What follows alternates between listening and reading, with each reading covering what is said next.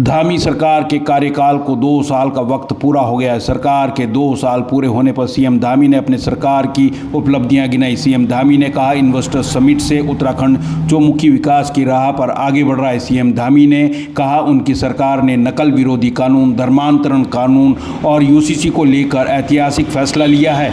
मुख्यमंत्री पुष्कर सिंह धामी ने कहा, राज्य की निर्वाचित सरकार के कार्यकाल को 2 साल पूरे हो गए हैं। राज्य गठन के बाद ये पहला अवसर है जब राज्य में मिथक टूटा और किसी भी राजनीतिक दल को लगातार दूसरी बार सेवा करने का अवसर दिया।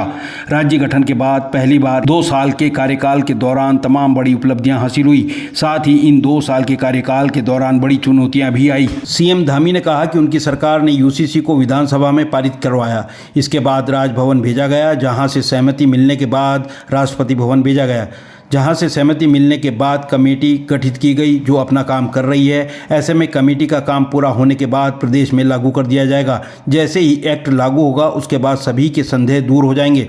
इस कानून में हर वर्ग के लोगों की सुरक्षा को सुनिश्चित किया गया है। इसके साथ ही नकल विरोधी कानून, धर्मांतरण कानून, दंगा विरोधी कानून को लागू किया गया। इसके अलावा राज्य की महिलाओं को 30% क्षितिज आरक्षण का लाभ भी दिए जाने का प्रावधान किया गया है।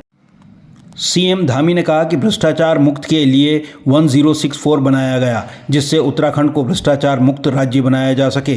तमाम क्षेत्रों में जहां राजस्व पुलिस काम करती थी उसे हटाकर सामान्य पुलिस को तैनात किया गया है। साल 2012 के मुकाबले बजट काफ़ी अधिक बड़ा है।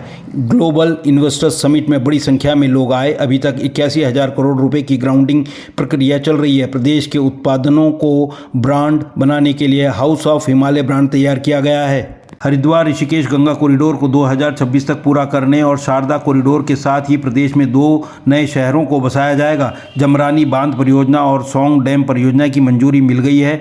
जोशीमठ के पुनर्निर्माण के लिए 1700 करोड़ रुपए की मंजूरी मिली है। उड़ान योजना के तहत प्रदेश में हेली कनेक्टिविटी को बढ़ावा मिला है, जिसे सभी जिलों में शुरू किया जाएगा। देहरादून एयरपोर्ट को बहुत बेहतर एयरपोर्ट बनाया जाएगा, जो देश के चुनिंदा एयरपोर्टों में गिना जाता है। पंतनगर एयरपोर्ट को इंटरनेशनल एयरपोर्ट बनाने को लेकर भूमि का अधिग्रहण हो चुका है। जल्द ही देहरादून से दिल्ली कुछ ही घंटों में पहुंचा जा सकेगा। धामी ने कहा कि चारधाम यात्रा में सुविधाओं को काफ़ी बेहतर किया गया है। तमाम विभागों में नियुक्ति की प्रक्रिया तेजी से चल रही है। लोक सेवा आयोग के जरिए 6,635 युवाओं को पिछले 2 सालों में रोजगार दिया गया है। 22 साल में 7,600 युवाओं को ही रोजगार दिया गया था। युवाओं को रोजगार देने की प्रक्रिया गतिमान है। विद्यार्थियों के लिए तमाम छात्रवृत्ति योजनाएं शुरू की गई है। सरकारी योजनाओं में 207 जांचें निःशुल्क कराई जा रही है। दूरस्थ क्षेत्रों में ड्रोन के जरिए मेडिसिन पहुंचाई जा रही है। लखपति दीदी की योजना के तहत महिलाओं को लखपति बनाया जा रहा है। सीएम धामी ने कहा कि डबल इंजन की सरकार ने 60 लाख से अधिक लोगों को प्रधानमंत्री गरीब कल्याण अन्न योजना से लाभान्वित किया है।